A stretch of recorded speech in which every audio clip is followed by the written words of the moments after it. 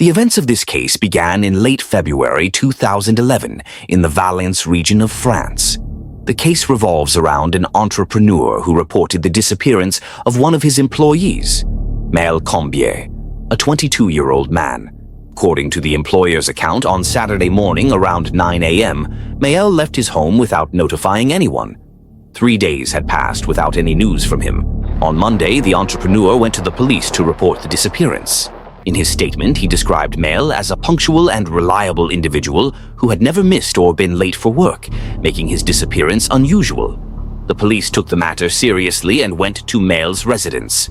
No one responded when they knocked on his door. While inspecting the surroundings, and to inform you further, Maël had a BMW car. The police did not find it parked in front of the building. The police then contacted Maël's family and were greeted by his mother, Mrs. Combier. When questioned about her son, she stated that she had not seen him for 3 days, but had not been overly worried, as he occasionally disappeared temporarily without informing anyone. However, she mentioned that during their last meeting, he seemed unusual, kissing her with an unexpected intensity and telling her he loved her very much, something she had never experienced before.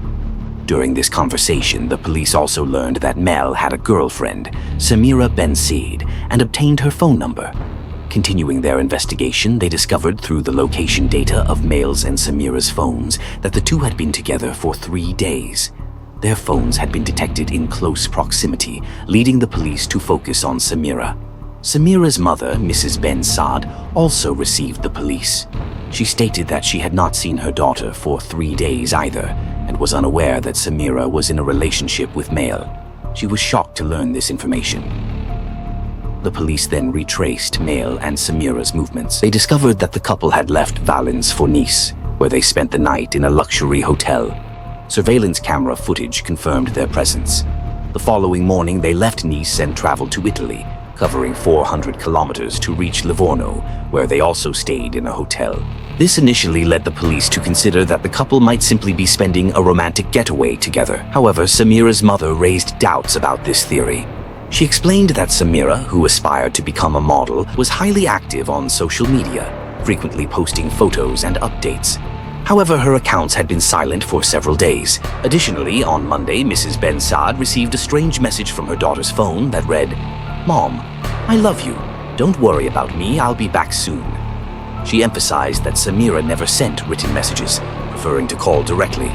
These details heightened the police's suspicions. Madame Ben Saad informed the police that her daughter hates writing messages, and that even if she had to respond with yes or no, she would do so by phone.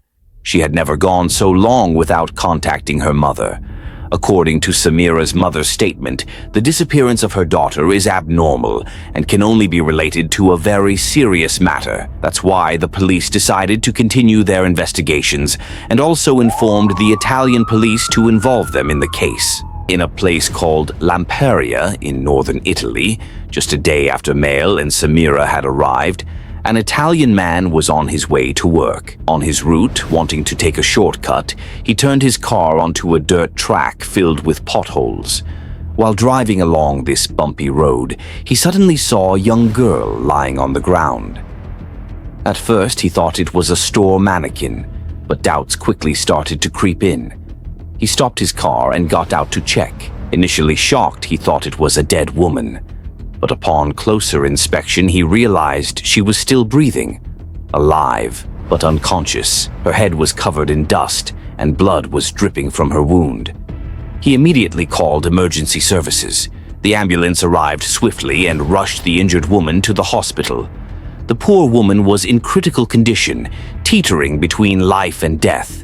She had been shot in the head from behind, but the most important thing was that she was still alive.